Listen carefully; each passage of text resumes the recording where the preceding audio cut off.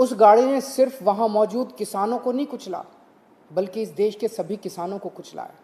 सरेआम इतनी भीड़ के सामने कोई इतने लोगों को रौंदते हुए निकल जाए और पूरा सिस्टम उस हत्यारे के सामने नतमस्तक होके, घुटने टेक के उसे बचाने में लग जाए, ऐसा तो हिंदी फिल्मों में देखा करते थे।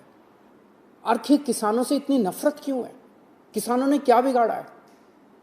आज सिस्टम के लोग कह रहे हैं कि उस गाड़ी में मंत्री जी का बेटा था ही नहीं। एक हफ्ते के बाद पूरा सिस्टम कहेगा वहां तो गाड़ी ही नहीं थी, और उसके एक हफ्ते के बाद सारा सिस्टम कहने लगेगा कि वहां तो किसान ही नहीं थे। सच यह है कि यहां सिर्फ न्याय नहीं है, आज हर देशवासी न्याय की मांग कर रहा है। फैसला आपको लेना है। प्रधानमंत्री जी, सारा देश चाहता है कि जिन लोगों पर हत्या का आरोप है उन्हें तुरंत गिरफ्तार किया जाए। संबंधित मंत्री को आप कैबिनेट से तुरंत बर्खास्त करें और पीड़ित परिवारों से मिलें। अपने प्रधानमंत्री से मिलके उनका मन हल्का होगा। अभी तक हत्यारों को गिरफ्तार क्यों नहीं किया गया? आखिर क्या मजबूरी है? उन्हें क्यों बचाया जा रहा है? हत्यारों ने दिन दहाड़े इतनी भीड़ के सामने किसानों को अपनी गाड़ी से कुचल दिया, और फिर भी अभी तक हत्यारों की गिरफ्तारी नहीं हुई है।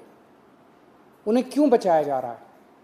सरेआम इतनी भीड़ के सामने कोई इतने लोगों को रौंदते हुए निकल जाए और पूरा सिस्टम उस हत्यारे के सामने नतमस्तक होके, घुटने टेक के उसे बचाने में लग जाए, ऐसा तो हिंदी फिल्मों में देखा करते थे।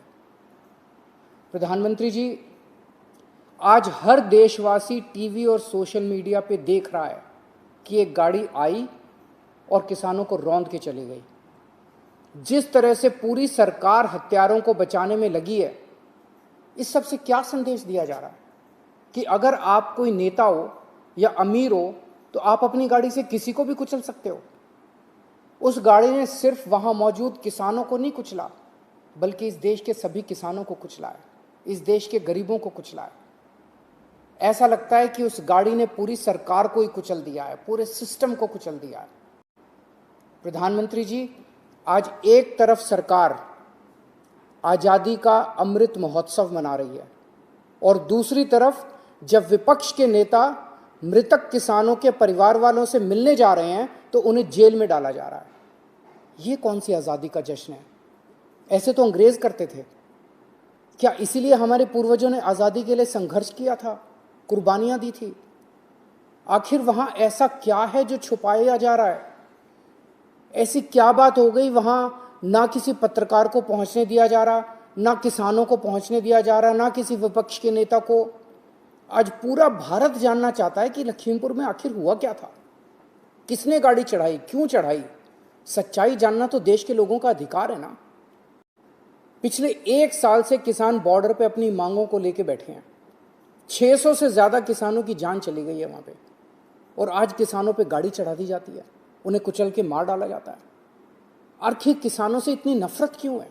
किसानों ने क्या बिगाड़ा है?